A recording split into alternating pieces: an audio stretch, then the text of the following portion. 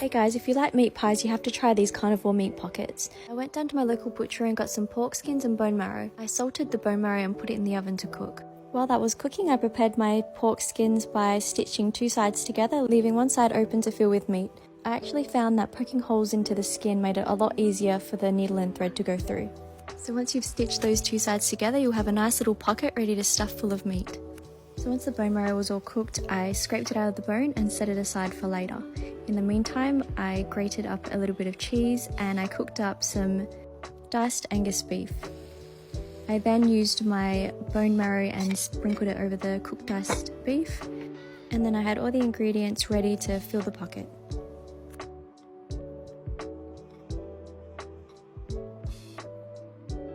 Once the pocket was full, I stitched up the last remaining side, and then once done, I coated the entire skin in the bone marrow fat that I prepared earlier.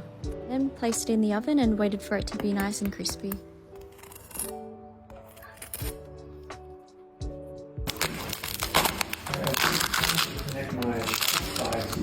I served it up to the meat boys for their approval and they seemed pretty happy with it.